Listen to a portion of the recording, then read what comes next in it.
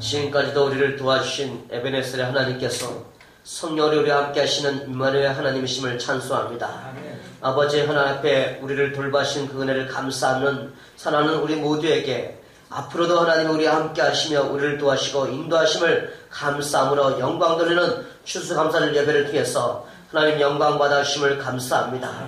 아버지 하나님이시여 하나님의 일거수일투족을 감찰하시면서 우리의 마음과 생각을 판단하시는 전능하신 하나님이심을 고백합니다. 우리가 하나님의 주권적인 은혜로 말미암아서 어떤 상황 속에서도 믿음을 잃지 않고 지금까지 하나님을 섬기며 살아가며 예배할 수 있는 것처럼 앞으로 더욱더 성령으로 충만한 가운데 주님이 맡겨진 사명을 감당하며 주님과 동행하며 주님을 위해 살아갈 수 있는 귀한 믿음을 주심을 감사합니다.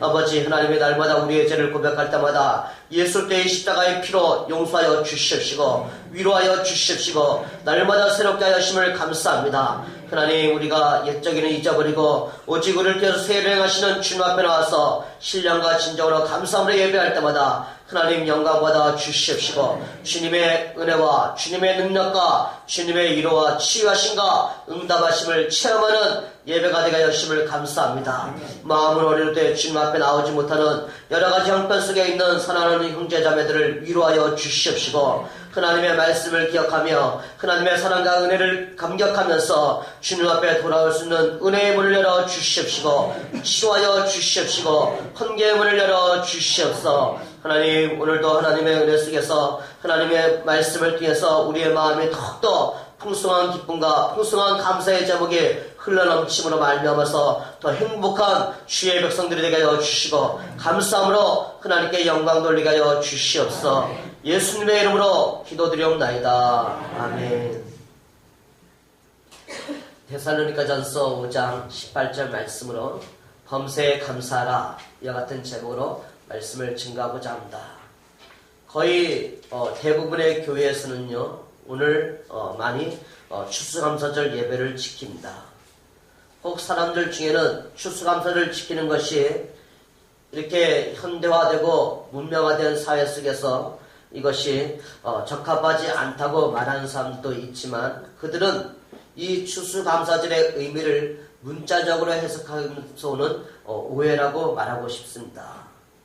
추수감사절이 농경시대에서 출발한 것은 사실이지만 우리는 한 해 동안 우리를 은혜 가운데 돌봐신 하나님께 감사함으로 드리는 절기가 추수감사절 예배입니다.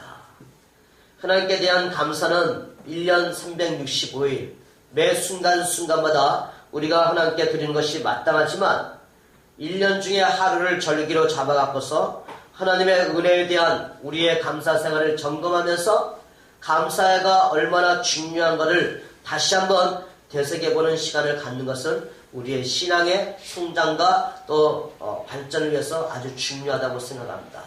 그래서 오늘 추수감사절 예배를 통해서 범사에 감사하라는 제목으로 함께 말씀을 나누면서 여러분과 함께 은혜도 나누고 더 풍성한 감사가 있기를 축복합니다.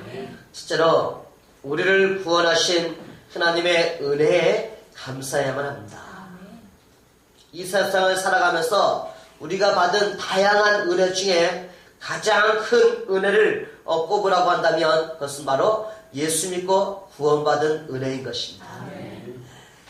죄값으로 영원히 멸망받을 죄인이었던 우리가 하나님의 은혜로 예수를 믿음으로 제사함받고 영생을 얻었으니 이보다 더 큰 은혜가 어디에 있겠습니까? 이 구원의 은혜에 비하면 다른 모든 은혜들은 다 덤으로 오낫으로 준 것인 만큼 구원의 은혜가 가장 귀한 것임을 인정하는 삶이 필요한 것입니다. 하나님의 독생자 예수 그리스도께서 이 땅에 육신으로 오셔서 십자가에 못 박혀서 살에 찢기시고 피를 흘리시면서 죽으신 것은 다 여러분과 저를 구원하시기 위함이었습니다. 그러므로 우리가 예수 믿는 1차적인 목적은 영혼의 구원을 위한 것이었을 잊지 마시기를 바랍니다. 예수 믿기 전에 우리는 허물과 죄로 죽은 자들이었습니다. 그런데 예수님을 믿음으로 말미암아 죄사함을 받고 의롭다는 인정을 받게 되었기 때문에 더 이상 그리스도 예수 안에 있는 우리를 그 누구도 정죄할 수가 없게 만들어 주셨습니다. 그리고 성령으로 거듭나서 하나님의 자녀가 되었습니다. 이전에는 하나님을 무서운 심판자로 생각했지만 이제는 하나님은 우리의 자비로우신 아버지라고 고백을 하고 살아가고 있습니다. 그러므로 성도들인 여러분과 제가 하나님을 아버지라고 부르는 이 특권을 누리고 있음을 감사하시기를 바랍니다. 그게 전부가 아니잖아요. 예수 믿기 전에는 마귀의 자식이요 지옥 백성이었는데 이제는 예수를 믿음으로 우리는 하나님의 자녀라는 권세를 갖고 또한 천국 백성이라는 마크가 달려있는 자들인 것입니다. 여러분과 저는 천국의 시민권자이심을 믿으시면 아멘 하시기를 바랍니다. 빌립보 3장 20절에도 보면은 오직 우리의 시민권은 하늘에 있는지라 라고 말하고 있고 또 베드로전서 2장 9절에도 너희는 택하신 족속이요 왕같은 제사장들이요 거룩한 나라요 그의 소유가 된 백성이라고 말하고 있습니다. 이 지구상에 75억이 넘는 인구가 살고 있는데 예수 믿고 구원받은 사람은 아주 소수에 불과한데 그 소수에 속한 자들이 바로 여러분과 저라는 것이죠. 얼마나 감사합니까? 예수 믿는 것은 이렇게 좁은 길이요 좁은 문으로 들어가는 생명의 삶이기 때문에 이 영광스럽고 복된 대열에 참여하게 되었다는 것을 우리는 감격하면서 날마다 순간순간마다 감사하는 삶이 필요한 것입니다. 그래서 사도 요한은요 이렇게 자기가 구원받은 하나님의 은혜를 감탄하는 표현이 요한일서 3장 1절에 이렇게 말해요. 같이 한번 읽어볼까요? 시작. 보라 아버지께서 어떠한 사랑을 우리에게 베푸사 하나님의 자녀다 일컬음을 받게 하셨는가. 사랑하는 여러분, 우리가 하루하루를 살아오면서 하나님의 은혜로 살고 있지만 그 모든 것보다 가장 중요하고 가장 감사될 것은 내가 예수 믿고 구원받아서 하나님의 자녀가 됐고 이제는 두려움과 염려 없이 천국을 향해서 살아가는 하나님의 백성이라는 것을 감사하는 여러분과 제가 되기를 축복합니다. 둘째로 우리는 범사에 하나님께 감사해야 합니다. 구원받은 성도들은 이제는 감사의 지경을 영역을 확장할 필요가 있는 것이죠. 범사에 감사하라 하는 이 말씀은 모든 처지와 형편에서도 감사하라. 무슨 일이든지 감사하라는 것이죠. 좋은 일과 기쁜 일 생각할 때는 감사하는 것이 아주 쉽지요. 그러나 나쁜 일과 슬픈 일이 생겼는데 어떻게 감사할 수 있습니까? 라고 묻는 사람이 있습니다. 그러나 성경은 우리에게 분명히 말하기를 범사에 감사라고 말씀하고 있습니다. 범사에 감사하라. 이것이 그리스도 예수 안에서 너희를 향하신 하나님의 뜻이라고 말씀하고 있습니다. 범사에 감사하는 것은 그래서 아무나 할 수 있는 게 아니에요. 그럼 누가 할 수 있나요? 라고 물어본다면 하나님을 경외하는 그리스도인들만 할 수 있는 거예요. 왜 그리스도인들은 범사에 감사할 수 있습니까? 라고 물어본다면 범사를 주관하시는 하나님을 믿고 살아가기 때문인 것입니다. 마음을 다해서 하나님을 신뢰하며 우리의 명체를 의지하지 않고 범사에 하나님이 인정하는 삶에 대해서 하나님이 지금까지 우리를 가이드, 지도해 주신 것을 감사하는 여러분과 제가 되기를 축복합니다. 그래서 범사에 감사하려면 우리는 사람인지라 감사의 이유를 때로는 찾아보는 것도 필요합니다. 흔히 어려운 일이 해결되면 감사하지요. 그러나 어려움이 없이 지낸 일도 감사할 줄 알아야 되는 것이죠. 무서운 시련 가운데 건진받는 것도 감사하지만 그러한 시련이 없이 내가 지내온 것도 감사해야 돼요. 많은 아픔과 질병 가운데 있었던 것도 감사해야 되지만 그런 질병이 없이 숨쉬며 살아가고 있는 것도 감사해야 되는 것이다. 가장 큰 감사는 지금 우리가 여기서 하나님을 경배하고 있다는 것입니다. 그래서 제이 데니스 목사님이 말한 감사의 이유를 제가 한번 적어본다 한번 들어보시기를 바랍니다. 당신이 많은 세금을 내야 한다면 감사하십시오. 안정된 직장과 사업장이 있다는 말이기 때문입니다. 당신의 몸무게가 늘어 옷이 맞지 않는다면 감사하십시오. 먹을 것이 넉넉한 인생을 살아왔기 때문입니다. 세탁할 옷이 집안 한 구석에 쌓여있거든 감사하십시오. 당시에게는 갈아입을 옷에 여유가 있다는 뜻이기 때문입니다. 교회 뒷자리에 앉아서 교회 찬송의 음정이 엉망으로 들려오고 있다면 감사하십시오. 그것은 당신의 청각이 정상이기 때문입니다. 아침에 울리는 알람 소리가 고통스럽게 들리거든 감사하십시오. 그것은 당신에게 하루가 기다리고 있기 때문입니다. 해가 저물어 온몸이 나른하고 피곤하거든 감사하십시오. 오늘 하루를 열심히 살았기 때문입니다. 범세 감사라고 성경은 우리에게 말씀하고 있습니다. 이 시간 우리는 올 한 해를 무사하게 살아오게 하신 하나님께 감사해야 될 뿐만 아니라 내가 수고하고 내가 노력한 결과가 아니라 이 모든 것이 사도 바울처럼 나의 나된 것은 하나님의 은혜라고 고백하는 여러분과 제가 되기를 축복합니다. 오늘날 사람들의 가장 큰 병폐는요, 감사가 사라지고 있다는 거예요. 감사를 모른다는 거예요. 정말 행복한 삶을 살기 위해서는요, 두 마디를 잘하면 된다는 거예요. 따라볼까요? 감사합니다. 감사합니다. 미안합니다. 미안합니다. 감사합니다, 미안합니다를 잘하는 사람들이 대체적으로 행복한 대인관계와 성공적인 인생을 살고 있다고 이야기를 합니다. 가진 것이 없어서가 아니라 다른 사람보다 더 많이 갖거나 더 많이 갖지 못한다는 그 불평, 불만 때문에 감사가 줄어들고 있는 것이죠. 만족을 모르는 사람은 감사할 수가 없습니다. 왜 우리의 인생이 점점점 메말라가고 있는가요? 왜 사람들이 이웃을 잊어버리고 살고 있나요? 라고 물어본다면 그것은 바로 감사를 상실한 결과라는 것이죠. 감사가 없는 마음에는 원망과 불평과 탐욕이 가득 차게 되어 있어요. 그래서 디모데후서 3장을 읽어보면 말세에 나타나는 악덕 19가지 중에 감사하지 아니하는 것이 한 가지로 포함되어 있습니다. 한 번은 예수님께서 사마리아와 갈릴리 사이로 지나가시다가 한 촌에 들어가십니다. 그것에 나병 환자 10명이 예수님이 보고서 소리를 지른다. 예수 선생이여, 우리를 불쌍히 여겼어. 그러자 예수님이 그들을 불쌍히 여기셔서 가서 제사장들에게 너희 몸을 보이라 라고 말씀하셔요. 주님이 말씀하시는 이유는 그 당시의 율법에 의하면 나병, 즉 문둥병이 걸리면 반드시 제사장에 가서 진단을 받고 병이 나았다는 그런 확인을, 증서를 받아야지만 자기들의 고향으로 가족의 품에 돌아갈 수 있기 때문인 것이죠. 그래서 주님이 가서 제사장들에게 너희 몸을 보이라 하는 이 말씀은 이미 너희들의 병이 나았다는 것을 선포하는 것이죠. 그들의 주님의 명령을 따라서 제사장으로 가는 도중에 자기들의 몸이 나병이 사라진 것을 발견해요. 그래서 9명은 신나서 자기의 고향으로 돌아가지만 그 중에 이방인이었던 사마리아 사람 한 사람은 자기의 깨끗함을 보고 큰 소리로 하나님께 영광 돌릴 뿐만 아니라 돌아와서 예수님 발 아래 감사를 드립니다. 그때 예수님이 이 돌아온 한 사람에게 하신 말씀이 누가복음 17장 17절 18절이에요. 같이 한번 읽어볼까요? 시작. 10사람이 다 깨끗함을 받지 않았느냐? 그 9은 어디 있느냐? 이 이방인 외에는 하나님께 영광을 돌리러 온 자가 없느냐? 이런 말씀을 하시고 나서 예수님은 일어나라 가라! 내 믿음이 너를 구원하였느니라고 말씀하고 계십니다.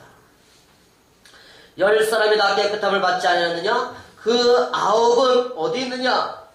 이 이방인 외에는 하나님께 영광을 돌리러 돌아온 자가 없느냐라는 이 말씀 속에는 감사할 줄 모르는 9사람의 배은 망덕에 대한 책망일 뿐만 아니라 주님 앞에 돌아와서 엎드려 감사하는 이 한 사람에 대한 칭찬의 메시지인 것이죠. 이 사마리아인은요, 감사함으로 하나님께 영광을 돌렸습니다. 그래서 하나님으로부터 질병도 치료받을 뿐만 아니라 보너스로 영원히 구원받는 구원의 은혜도 맛보게 되었다는 것이죠. 우리도 이 사마리아 여인처럼 늘 은혜에 감사하는 성도가 되기를 축복합니다. 진정한 감사는 역경 가운데서 감사하는 것입니다. 형통할 때 감사하는 것은 귀하지만 그것보다 더 귀한 것은 역경을 만나서도 감사할 줄 아는 마음이에요. 세상 사람들은 일이 잘 되면 자기의 힘으로 자기가 잘해서 된 줄 알고 자기 스스로가 영광을 가로채려고 하지만 우리 믿는 그리스도인들은 일이 잘 되면 이 모든 것이 하나님의 은혜임을 알고 하나님께 감사와 영광을 돌립니다. 성도들의 감사에는요, 수준이 있습니다. 레벨이 있습니다. 형통할 때는 감사하지만 역경을 만나면 불평하는 사람은 신앙의 수준이 낮은 사람의 모습인 것이죠. 출애굽 당시에 하나님께서는 이스라엘 백성들을 홍해를 육지를 건너듯이 건너게 해주고 그 뒤에 추격하는 애국 군대는 다 물에 다 빠져 죽게 만들었습니다. 그래서 그들은 너무 감사한 나머지 하나님을 찬양하며 하나님께 영광을 돌렸습니다. 그러나 불과 며칠을 지나서 광야길을 가다가 마실 물을 구할 수 없자 이 이스라엘 백성은 또다시 모세를 향해서 원망하기 시작합니다. 애굽에서 종살이하는 그들을 건져내신 하나님이 그들을 끝까지 책임져 주실 것이라는 믿음을 끝까지 갖지 못하고 힘들고 어려울 때마다 불평불만하는 이 모습들을 보면서 작은 어려움 앞에서도 원망 불평을 하는 그들의 모습은 믿음이 없거나 적었다는 것을 보여주는 것이죠. 여러분, 감사는 우리의 믿음과 정비례한다고 생각하면 돼요. 믿음이 깊은 사람은 풍성한 감사를 하고 믿음이 적은 사람은 원망과 불평과 염려로 가득 찬 삶을 살아간다는 것이죠. 그래서 믿음이 없이는 하나님을 기쁘시게 할 수 없다고 성경은 말씀하고 있습니다. 감사가 부족한 사람은 곧 믿음이 적은 사람으로서 하나님을 기쁘시게 하려는 삶을 살지 않고 자기만을 생각하는 삶을 살아갑니다. 하나님께서는요, 우리가 역경 가운데 하나님께 원망하지 않고 감사할 때 기뻐하신다는 거예요. 그 대표적인 모범을 보여주신 분이 구약 성경에 나오는 욥이죠. 욥은 순전하고 정직하여서 하나님을 경외하면서 악에서 떠난 자라고 하나님이 칭찬할 정도로 아주 복이 있는 자고 믿음이 좋은 자고 또 풍성한 자녀들과 또 가축들을 갖고 있는 동방의 부자였습니다. 그런데 하나님의 허락하신 범위 내에서 그 재앙이 맞아 모든 재산을 하루아침에 다 잃어버리고 자기 10자녀들까지도 다 죽음 몰살을 당하고 말잖아요. 이 정도 되면 많은 사람들은 하나님을 향해서 원망하면서 왜? 라고 불평불만할 수 있지만 성경에 보면 욥은 이런 일로 말미암아서 다른 하나님을 원망하지 않았습니다. 네, 놀라운 것이죠. 그런 참사가 일어나자 자기의 겉옷을 찢고 머리털로 밀고서 땅에 엎드려서 하나님을 경배하면서 고백한 내용이 욥기 1장 21절 말씀이에요. 같이 한번 읽어볼까요? 시작. 내가 모태에서 알몸으로 나왔사온즉 또한 알몸이 그리로 돌아가올지라. 주시니도 여호와시요 거두시니도 여호와시니 여호와 이름이 찬송을 받으실지니이다. 아멘. 하나님은 이런 모든 걸 잃어버리는 상황 가운데서도 원망하지 않고 하나님을 찬송하고 경배하는 이 욥의 믿음을 귀히 여기시면서 그를 의롭다고 만드실 뿐만 아니라 그에게 갑절의 복을 주셨다고 성경은 말하고 있습니다. 사도 바울과 실라는요, 빌립보라는 지역에 가서 점치는 여인을 고쳐줍니다. 그러므로 주인들이 그녀를 피해서 소득을 얻지 못하자 고발합니다. 그래서 그들은 감옥에 들어가게 되는데 감옥에 들어가기 전에 되게 두들겨 맞고 아픔과 상처를 갖고서 깊은 감옥에 들어가게 되죠. 그 매맞은 몸이 얼마나 쑤시고 아팠을까요? 언제 풀려날지도 모르는 상황 가운데 있는데 두 사람은 아이고 내 신세야 하고 탄식하거나 내가 귀신 들린 여정을 온전하게 해준 것이 죄냐? 라고 원망불평할 수 있는 상황 속에도 그렇게 고백하지 않고 그들은 밤중에 기도하고 하나님을 찬송했다고 성경은 말하고 있어요. 그 주변에 있는 제수들이 다 들을 수 있도록 큰 소리로 하나님을 찬양하고 하나님께 기도하자 놀라운 일이 생긴 거예요. 기적이 일어납니다. 호련의 지진이 나서 옥토가 움직이기 시작하고 감방문이 열리고 모든 제수들의 쇠고랑이 다 풀어지는 기적이 나타나는 거예요. 간수가 졸다가 깜짝 일어나서 보니까 제수들이 다 도망친 줄 알고 칼을 빼서 자기를 자결하려고 하니까 내 몸을 상하지 말라, 우리가 다 여기 있노라 라고 말해요. 간수가 불을 켜서 바울과 실라 앞에 와서 엎드려서 고백을 해요. 선생님, 내가 어떻게 해야 구원을 받을 수 있습니까? 그러자 주 예수를 믿으라, 그러면 너와 내 집이 구원을 받으리라. 그래서 결국 이 간수는 이 바울과 실라를 자기 집에 데려가서 씻겨주시고 먹여주시고 또 그 모든 가족들이 하나님 말씀을 듣고 다 세례받았다라고 성경은 보여주고 있습니다. 곤경 가운데 감사할 때 하나님의 위대하신 구원을 체험할 수가 있습니다. 사도 바울은 엄청난 체험을 많이 한 사람이잖아요. 유라갈라 강풍 속에서도 모든 사람이 다 이제는 소망이 없다고 고백할 때도 여러분이 안심하라, 나는 내게 말씀하신 하나님을 믿노라 라고 말하면서 많은 사람들을 안전한 곳으로 인도하시는 그 믿음. 우리에게는 똑같이 믿는 사람에게 믿지 않는 사람에게나 원하지 않는 일들이 많이 일어납니다. 그러나 그때 어떻게 반응하느냐가 중요한 것이죠. 조급해하고 두려워하고 불안하는 모습이 아니라 하나님께 기도하며 하나님의 도우심을 구하며 하나님의 말씀을 통해서 이 역경의 때에도 감사하는 믿음. 하나님이 이것을 통해서 나에게 무엇을 원하시는가? 다니엘 기도를 통해서 한 강사님이 말씀하시더라고요. 우리에게 힘들고 어려운 일 생길 때마다 왜? 라고 말하지 말고 무엇 때문에? 이렇게 고백을 해보라는 거예요. 한번 따라해볼까요? 무엇 때문에? 무엇 때문에? 무엇 때문에 나에게 이런 일이 일어날까? 라고 생각하면서 하나님과 나와의 관계를 조명해 보는 거야. 바르게 우리가 돌아오도록 노력하는 것이죠. 그럴 때 하나님 우리의 믿음을 보시고 반드시 위대한 도움과 기적을 베풀어 줌을 믿으시기를 바랍니다. 실제로 우리는 하나님께 대한 감사를 말과 행동으로 표현해야만 합니다. 시편 50편 14절 15절 같이 한번 읽어볼까요? 시작. 감사로 하나님께 제사를 드리며 시전하신 이에게 내 서원을 갚으며 환난 날에 나를 부르라. 내가 너를 건지리니 내가 너를 영화롭게 하리로다. 아멘. 하나님의 은혜를 감사하는 사람은 그저 입술로만 감사하는 것이 아니라 행동으로 감사를 표현한다는 것이죠. 다윗을 이어서 이스라엘의 왕이 된 사람은 솔로몬이었어요. 사실은 솔로몬은 왕이 될 만한 자격이 있는 사람은 아니었어요. 왜? 그는 그 위에도 많은 형들도 있었고 또 여러 어머니들이 있었기 때문에. 그러나 자기가 왕이 된 것은 하나님의 언약과 하나님의 은혜한 것임을 고백하면서 감사합니다. 그가 하나님 앞에 1000번제를 드리자 하나님이 그에게 꿈에 나타나서 내가 너에게 무엇을 해주기를 원하냐 라고 말해요. 그러니까 이 많은 백성들을 통치하고 다스릴 수 있는 지혜를 달라고 간구하자 하나님의 지혜뿐만 아니라 그 누구도 소유하지 못하는 놀라운 부귀 영화를 누리게 만들어 주셨다는 것이죠. 하나님께 감사하는 자에게는요, 우리가 생각하는 것보다 구하는 것보다 더 풍성하게 주신다는 것을 믿으시기를 바랍니다.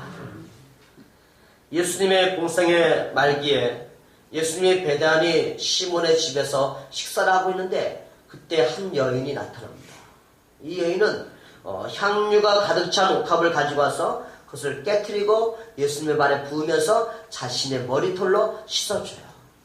그 당시에 그 향유 옥합은 300데나리온의 가치가 있는 거라는데 이것은 한 노동자가 1년 동안 버는 금액의 가치라고 말합니다. 이것을 보면서 예수님 주변에 있던 제자들은 왜 이렇게 이 향유를 허비하는가? 이것을 팔면 가난한 사람들에게 엄청나게 좋은 일을 마련해 줄 수 있는데 라고 그 여인을 책망합니다. 이처럼 우리가 주님을 섬기다 보면 연약한 믿음을 갖고 있는 사람들에게 우리는 때로는 핍박을 받는 경우가 많이 있어요. 그러나 우리가 우리의 마음의 중심이 하나님을 향한 마음이라면 우리는 그것을 능히 이겨낼 수가 있습니다. 그때 예수님이 주변에 있는 사람들이 막 이 여인을 책망하자 이렇게 말씀하셔요. 가만둬라. 너희가 어찌하여 그녀를 괴롭게 하느냐? 그녀가 내게 좋으리라 하였느니라. 가난한 자들은 항상 너희와 함께 있으니 아무 때라도 원하는 대로 도울 수 있거니와 나는 너희와 항상 함께 있지 아니하리라.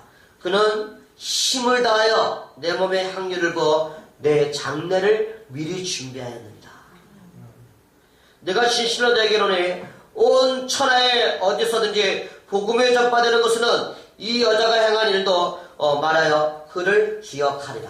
할렐루야. 여러분, 우리가 이왕 주님을 섬기는 삶을 살 때 우리가 주님을 위해서 헌신하고 섬기는 그 아름다운 믿음의 소문이 퍼져나는 은혜가 있기를 축복합니다. 주님께서 감사드리는 헌신을 기쁘게 받으실 뿐만 아니라 정말 감사가 빠진 헌신은요, 세상 사람들에게는 크게 보일지 모르지만 하나님에게는 그것이 아무런 가치도 없을 수도 있다는 거예요. 그래서 주님의 일은요, 주님을 위한 헌신은 기쁨으로, 감사함으로, 즐거움으로, 자원함으로 하는 것이지 억지로나 인색함으로 하는 것이 아니라는 것이죠. 부자들이 많은 돈을 연복에 넣었지만 주님께서는 그들을 칭찬하지 않았잖아요. 왜? 그들은 풍성한 가운데 일부를 주님 앞에 드렸기 때문에. 그러나 한 과부가 동전 2랩돈을 그것을 넣자 그녀를 칭찬했던 이유는 그녀는 그녀의 가지고 있는 전부를 주님 앞에 드렸기 때문인 것이죠. 우리는 이런 말씀을 보면서 헌신은요, 감사가 없이는 불가능할 뿐만 아니라 정말 하나님 안에 감격하는 마음이 있는 자가 헌신한다는 거예요. 다시 여러분과 제가 하나님의 은혜로 우리가 구원받은 감격 속에서 정말 범사에 감사하는 자는 이렇게 어떻게 하면 하나님을 기쁘시게 할까, 이런 생각이 늘 있다는 것이죠. 정말 여러분 하나님의 은혜를 감사하십니까? 그렇다면 우리도 하나님, 우리가 시간과 물질과 은사와 우리의 모든 것을 헌신하고 공사할 수 있는 믿음을 달라고 기도하며 살아가시기를 바랍니다. 복음을 전하는 일에, 믿음의 또 형제들을 섬기는 일에 우리가 먼저 헌신하고 희생하는 자세가 있어야지만 우리가 하나의 미라로서 죽어야지만 많은 열매를 맺을 수가 있는 것입니다. 감사하는 마음으로 헌신할 때 하나님도 기뻐하시며 예수님은 더 풍성해지는 복을 누가복음 6장 38절에서 이렇게 말해요. 같이 한번 읽어봅니다. 시작. 주라, 그러면 너에게 줄 것이니 곧 후회되어 누르고 뜯어 넘치도록 하여 너에게 안겨주리라. 너희가 헤아리는 그 헤아림으로 너희도 헤아림을 받을 것입니다. 우리가 건강하게 있을 때, 시간이 있을 때, 그리고 물질을 드릴 능력이 있을 때 감사함 하나님께 드리고 헌신하는 여러분과 제가 되기를 축복합니다. 그럴 때 하나님의 기뻐 받으시고 더 풍성한 감사 드릴 수 있도록 우리에게 은혜를 베풀어 주신다는 것이죠. 스펄전 목사님이 한 유명한 말을 여러분도 들어봤을 거예요. 이렇게 말씀하셔요. 하나님께서는 우리가 촛불을 보고 감사하면 전등을 주십니다. 전등을 보고 감사하면 달빛을 주십니다. 달빛을 보고 감사하면 햇볕을 주십니다. 햇볕을 보시고 감사하면 밝은 천국을 주십니다. 작은 것에 감사할 때 더 큰 감사거리가 생긴다는 것이죠. 예수님도 달란트 비유에서 말씀하시기를 무릇 있는 자는 받아 풍족하게 되고 없는 자는 그 있는 것까지 빼앗기라고 말씀하고 있습니다. 나의 삶 속에 날마다 감사의 생활이 힘쓰면 힘쓸수록 더 풍성한 감사가 생기지만 원망과 불평이 많으면 많을수록 내 삶 속에는 더욱더 염려거리와 또 안 좋은 일들이 많이 생길 수가 있다는 것이죠. 그래서 성경은 에베소 5장 4절에 말하기를 누추함과 어리석은 말이나 희롱의 말이 마땅치 아니하니 바랍니다. 오히려 감사하는 말을 하라. 우리가 시간과 역경과 질병과 문제가 생길 때마다 왜 나에게 이런 어려움이 없는가, 어려움이 오는가라고 원망 불평하기가 쉽지만 우리는 입술로 범죄할 것이 아니라 돌이켜서 오히려 감사하는 말을 하는 것이죠. 감사하는 말을 행할 때 하나님은 우리에게 놀라운 감당할 능력도 주시고 마음의 평안함을 지키게 만드시고 염려, 두려움이 사라지게 만들어주시는 것이죠. 하나님 감사합니다. 저를 연단시켜주려고 정같은 믿음을 갖기 위해서 하나님 이런 시련을 주심을 감사합니다. 이 어려움을 통해서 하나님의 능력을 시험할 수 있도록 나의 믿음을 성장시켜 주심을 감사합니다. 나는 부족하고 연약해서 아무것도 할 수 없지만 하나님의 주신 능력과 지혜로 분별하며 순종하며 나아갈 때 하나님이 감당할 수 있게 만들어 주시고 해결하는 은혜를 베풀어 주시고 치료하여 주심을 믿고 감사합니다. 우리는 미리 감사하는 삶이 필요한 것입니다. 입술로 감사할 때 태양이 떠오르면 어둠이 사라지는 것처럼 우리의 마음속에도 입술로 감사할 때 원망과 불평이 사라지고 더 감사가 넘치는 것을 체험할 수가 있습니다. 사랑하는 여러분, 하나님의 은혜는요, 누구는 더 많이 받고 누구는 적게 받는 것이 아니에요. 다만 감사할 줄 아는 사람은 하나님의 은혜를 풍성히 맛보지만 감사할 줄 모르는 사람은 항상 불만과 부족함을 느끼며 살게 된다는 거예요. 따라서 우리 그리스도인들은 세상 사람들이 감사할 수 있는 조건을 찾아내지 못하는 그 형편 속에서 감사할 수 있는 조건을 찾아내는 그런 능력 있는 행복한 자가 되기를 축복합니다.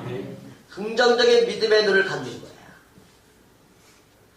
빈 종이 위에 정말 여러분이 하늘을 살아가면서 감사한 일이 무엇인가를 한번 적어 보셨을 거예요. 또 안 적어 보신 분들 한번 적어 보시기를 바랍니다. 그러면 감사할 일이 너무 많은데 놀랄 일도 많을 것입니다. 하나하나에 하나님께 감사하는 삶을 살아갈 때마다 하나님은 더 감사할 조건이 풍성하게 만들어준 것이 하나님의 법칙이라는 거예요. 따라서 여러분과 제가 이제는 항상 범사에 감사하는 삶을 사시기를 바랍니다. 역경이 와도 감사하는 삶, 병들어도 감사하는 삶, 경제적인 어려움이 있어도 감사하는 삶, 시험과 문제를 통해서도 하나님께 감사하는 삶을 살 때 하나님은 합력하여 선을 이루게 만들어 주십니다. 성경 말씀 제가 3구절 적어봤거든요. 한번 같이 스크린 보면서 읽어보겠습니다. 감사라는 내용이에요. 시작. 우리가 알거니와 하나님을 사랑하는 자, 곧 그의 뜻대로 부르심을 입은 자에게는 모든 것이 협력하여 선을 이루느니라. 또 무엇을 하든지 말을 하느나 다 주 예수의 이름으로 하고 그를 힘입어 하나님 아버지께 감사하라. 범사에 감사하라. 이것이 그리스도 예수 안에서 너희를 향하신 하나님의 뜻입니다. 할렐루야. 감사하는 삶. 한 번 감사하고 끝나는 것이 아니라 범사에 감사하는 삶. 왜? 하나님은 우리의 죄를 용서하시고 우리를 하나님의 자녀로 삼으시고 천백성으로 삼으신 그 구원의 은혜를 여러분 늘 잊지 않고 감사하는 삶이 되기를 바랍니다. 범사에 감사할 때 하나님은 영광을 받으실 뿐만 아니라 그 감사의 고백이 우리가 입술로만이 아니라 말과 행동을 통해서 범사에 감사할 때 하나님은 우리의 마음을 밝고 긍정적인 마음으로 우리의 몸을 건강한 몸으로 회복시켜 주실 것입니다.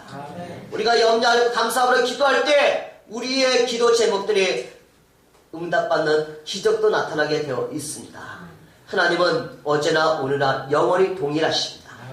하나님은 모두 살 수 있는 전능하신 왕이십니다. 하나님은 약속을 지켜주시는 신실하신 살아계신 하나님이십니다. 이런 하나님께 범사에 감사함으로 그리스도 예수 안에서 여러분을 향한 하나님의 뜻이 이루어짐을 체험하면서 항상 주 안에서 기뻐하고 범사에 감사함으로 기도하며 다양한 응답을 받는 은혜가 있기를 축복합니다. 오늘